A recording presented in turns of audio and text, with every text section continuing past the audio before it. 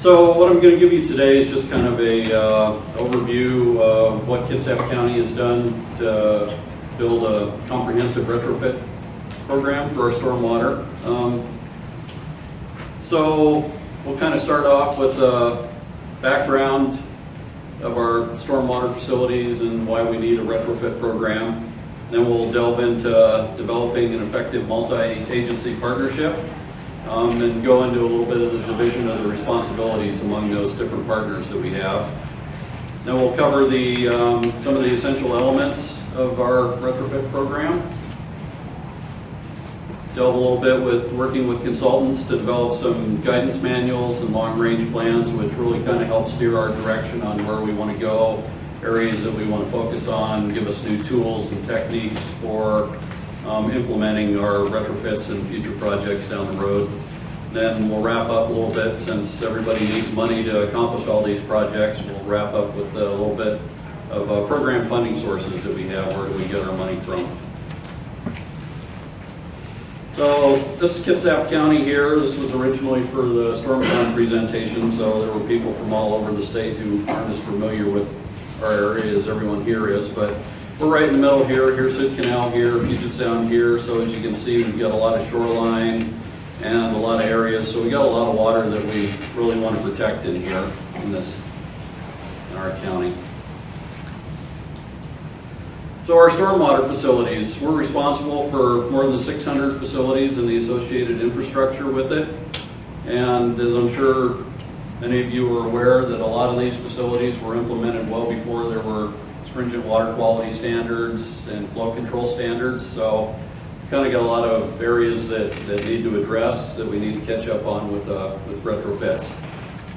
And obviously in this era of increased concern for our environment and our surroundings, we really need a comprehensive program to address all these issues. So in 1994, Kitsap County established the SWIM program, as it was known then, or the Surface and Stormwater Management Program, which created a multi-agency partnership with various agencies that we'll get into here to address specifically the stormwater problems that we have. And just recently here in April, we decided that surface and stormwater management was a little much. People maybe didn't understand exactly what all we did, so we tried to make it simpler, and we rebranded ourselves and changed our logo and our name to Clean Water Kitsap. So everybody likes clean water, right? So the partners that we have in Clean Water Kitsap, obviously the Public Works Department, the Public Health District, Kitsap Conservation District, and then WSU, Kitsap County Extension. Our mission is to promote and protect public health, safety, and welfare through the following goals: preserve and restore the natural watershed hydraulic regime, which obviously you're all here. The whole impetus of green stormwater infrastructure is to restore it back to the way it was before. Conserve and recharge the potable groundwater resources. Again, very similar, restore the regime. And minimize pollution to Puget Sound and the Hood Canal, protect our existing watersheds that we have. First agency I'm going to talk about is Kitsap County Public Works Department.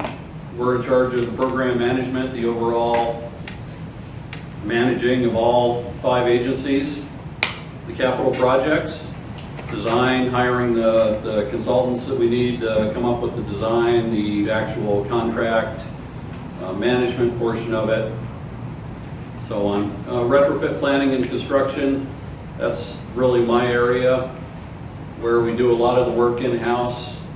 And we'll address some of our methods for planning, how we plan and select the retrofits. Then the construction. We have 2 crews now that go out and construct the majority of our facilities. Some of the larger jobs we'll hire out, we'll go out to bid and get contractors in, but a lot of the work we perform in-house, and so we're able to accomplish a lot with just our crews. Then of course we have stormwater facility operations and maintenance, inspections of both the public facilities that we own as well as the private facilities that we inspect, overall water health monitoring, and then public education and outreach. Kitsap Public Health District, they're in charge of the pollution identification and correction program. Also freshwater and marine quality monitoring for public health.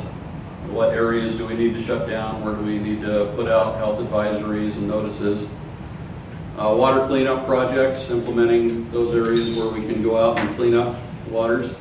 Shellfish advisories, then on-site sewage system maintenance, and health complaints and investigations. So this is kind of their job here. You see them out sampling in the lake with the no swimming sign. That's what we don't like to see, collecting stream samples. And then what we do like to see is over here where we've got inspector from the health district out here actually taking down the sign saying warning stream polluted. So that's our goal. Then the Kitsap Conservation District, they offer us a lot of agricultural technical assistance. They implement the rain garden program and some other stormwater system cost share programs for the homeowners and commercial properties. Really, they're looking for areas where they can go out and talk to the homeowners and get them to install the rain gardens to connect their downspouts. And they have grants of, I believe it's $500 that they can offer for the homeowners actually towards installing a rain garden there on their property. So it's really beneficial for everybody. Backyard habitat grant program.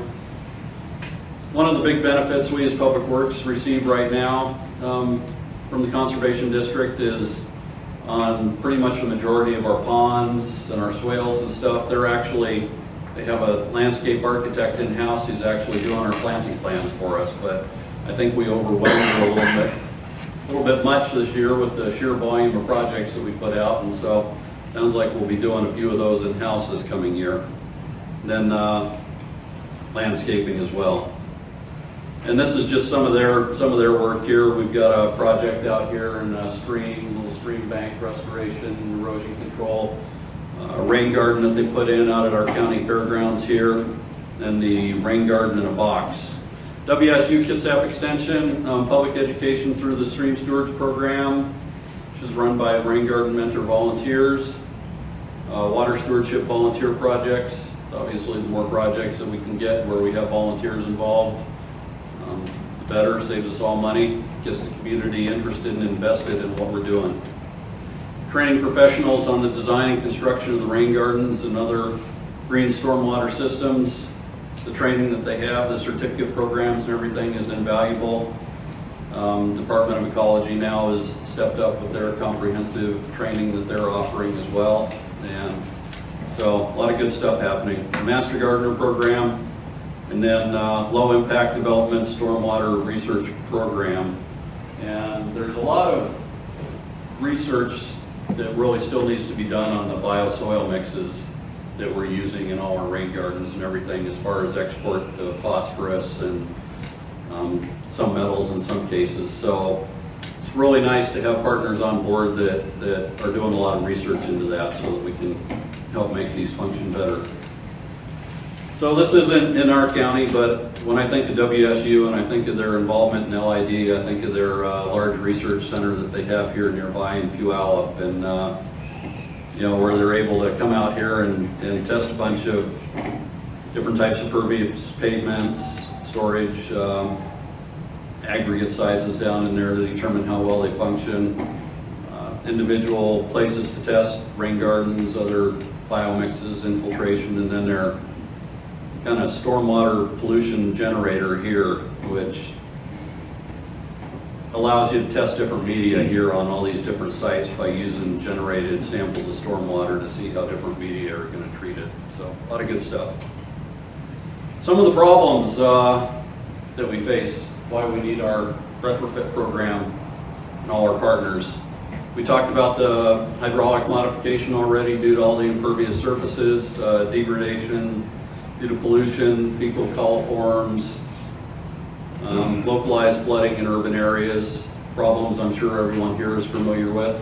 So what are our goals? To enhance our groundwater recharge, get that water back in the ground. We have a policy in Kitsap County, water is a resource, which identifies and encourages everybody to get the water back into the ground, because the source of all our underground aquifers comes from water that falls on our county. So we want to make sure that we keep that as much as possible in the county and not send it out into Puget Canal and Puget Sound.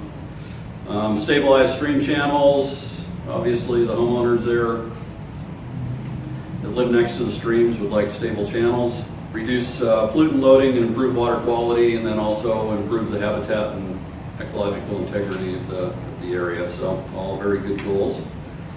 Some of our program elements. We really, when we're retrofitting, implementing our retrofit program, we want to have community-based retrofit plans. That's one aspect. A watershed-based approach to prioritization and project scheduling.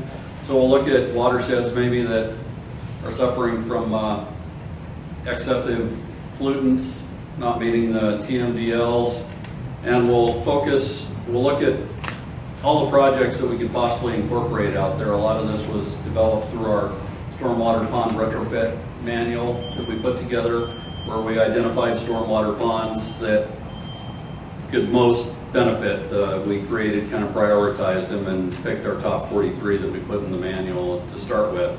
And so we looked at the watersheds there, and we determined that it was the easiest if we could focus our efforts on one watershed at a time, where we'd have a minimal amount of cost involved in mobilization of our forces and our equipment. We could also impact that one watershed the most by improving the quality of that one watershed, give it substantial benefits right up front in a short period of time. So that was the emphasis behind that. Green Street projects, we try to pick at least 1 or 2 green streets every year, go out, show the neighborhood and the community kind of what the green infrastructure is all about. Drainage deficiency projects, we still have, certainly as much as we'd like to make everything green, there's still a need to go out and stick in a catch basin and some pipes in the ground every once in a while to cure some localized flooding. So we still address those. Asset replacement projects, we've all got aging infrastructure in there. And so we go through and assess every year what assets need to be replaced. And so we need to schedule some of those in there as well. Capital projects and partnerships with other divisions or agencies. Again, a lot of the stuff, the capital projects, not necessarily designed in-house, but managed by our public works facility. A lot of times when we've got some sewer pump stations that are being upgraded, we'll partner a lot with our sewer division. They're going to be going in and ripping up a lot of road, sidewalks. We'll see, okay, what can we go in and replace this with? Do we have an opportunity maybe for some pervious pavement here? Do we have an opportunity to put in some rain gardens or some biofiltration areas where we're doing all this? So we'll partner with other agencies. So let's start with the community retrofit plans. Right now we've got Manchester, Silverdale, Kingston, Indianola, Squamish, and Keyport. Just different communities where we've developed a retrofit plan to look at projects in that area and what we can come up with. So this is Manchester here.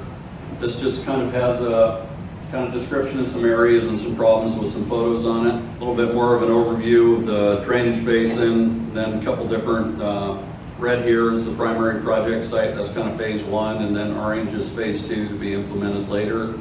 Then this one's really neat. We've got a stormwater park here down the Puget Sound is right down here, and there's a real steep grade coming down the hill here, so we've got a lot of water coming down here, and it's all going to come in and be managed in this stormwater park. Right here we've got some linear filtration, biofiltration happening right in here. We've got kind of a neat little function here where it's a gravity-fed kind of little fountain that's going to take some storm water and run it down through this little biofiltration swale here. There's a modular wetlands facility going in here, so we've got a bunch of different types of treatment and different technologies that we're trying out here, and also making it a community asset where it's kind of a sunken area here with a lawn where people can come down, some benches on the side here where they can come down and kind of enjoy a park-like setting and learn about stormwater management at the same time. Silverdale, this is kind of our centralized downtown shopping center in the central Kitsap area here. So we've had some areas here where we've got a lot of unused shoulder area here with just kind of landscaping medians that we're going to go and turn into biofiltration areas here. You can see them all identified in here. And then some of the other areas where we didn't have quite as much room to work with, we have sidewalks, we installed some filteras as well. So just looking for any opportunities that we can to go in and add green infrastructure. Now we talked about the watershed-based approach. So this was our first watershed that we worked on, just wrapped up this year. It's a Steel Creek drainage basin here, 1,500 acres. You can see these are the results out of our pond prioritization, where out of the top 12, we had, it looks like about 6 ponds here. Then out of the top 43, we had a few more ponds in here, so we focused on the top 12 and then picked up a couple of these other ponds here and came in and retrofitted those ponds to give them some vegetative enhancements and some other enhancements here. This was one we did a couple years ago, Blueberry Meadows. Came in here and planted this, planted the swale that comes out the side here. It's pretty well established now. It's looking pretty good. These are some we just finished this year that we're going to start planting here shortly. Now this was one where the inlet and the outlet were in the same control structure. The only time this pond ever saw any water was when he had flows that exceeded what could go through the orifice in the control structure. So we came and we ran the pipe down here to the other end of the pond, and now all of it has to flow out. And another one here where we had the inlet here and the outlet here, and the water was just kind of short-circuiting through here. So we extended a finger down the center of it to give it kind of a more lengthened path to go through to achieve some better detention time and water quality.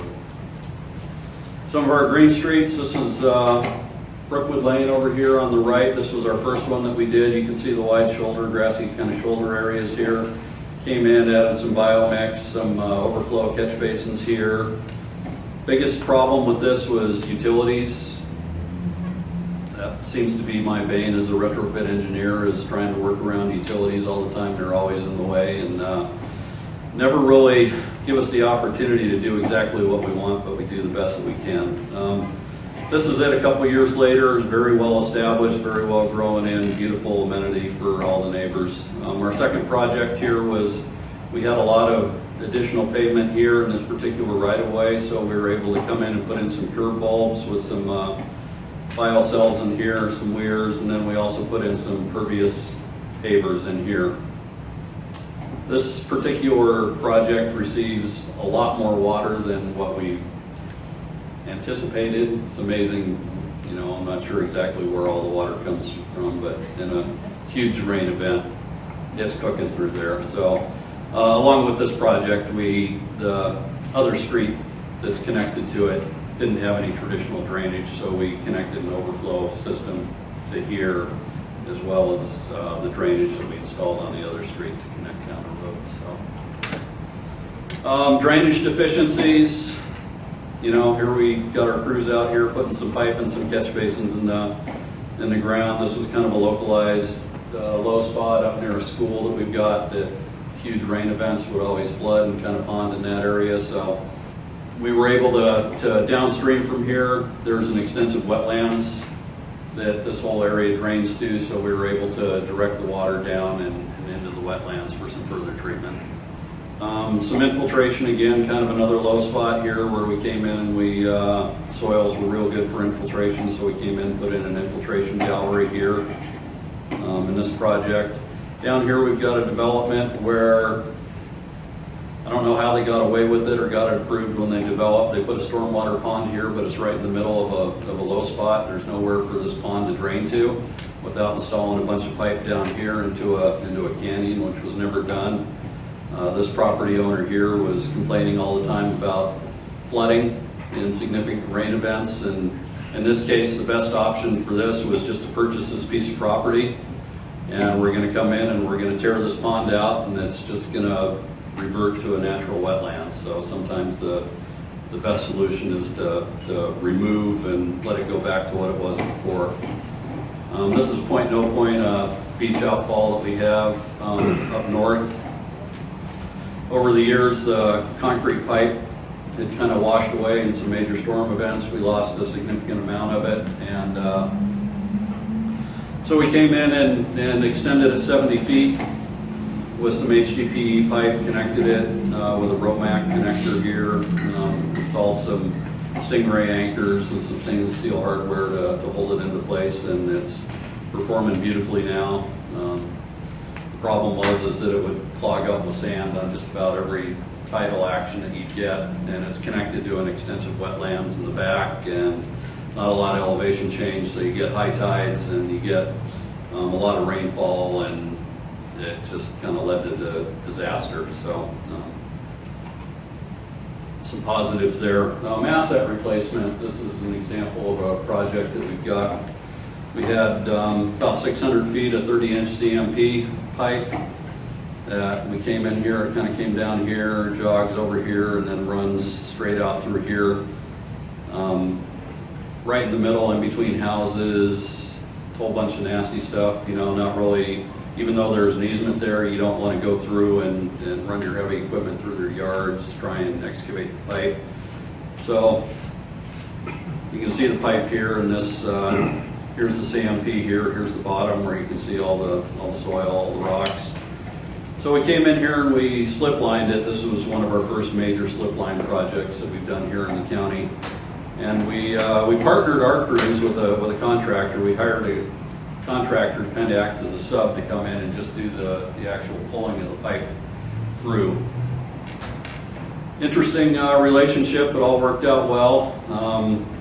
And now we've got a pipe in there which should be good for, well, at least long until after I retire anyway. So. Some more more minor slip line jobs that we've done. Our crews are good at this. Another 12-inch CMP pipe that was rotted out. Again, near some houses, down a steep ravine. We just took some 10-inch HDPE and pushed it through down there and calling it good. Harris Road, another one, kind of a combination where facilities that are just deteriorated. This was one of our bigger jobs that our crews were able to do in-house, a stream restoration project. Sunday Road, kind of a dirt road. There's another road that's paved nearby, runs parallel. We got the buy-in from the community to come in and dead end this road here. This was the culvert that was there before, not very fish passable. We ordered a bridge that's pretty much mostly a pedestrian bridge. However, it's rated to allow emergency vehicle access so the fire departments can get through if they're through there if they need to. And again, this was done all in-house with just our crews. And really proud of them on their work there. Some of the capital projects, some of the larger ones that we've done. This is in Silverdale. This was one that was designed by a local firm in the area and then contracted out. I think the cost on this was about $800,000 for this project.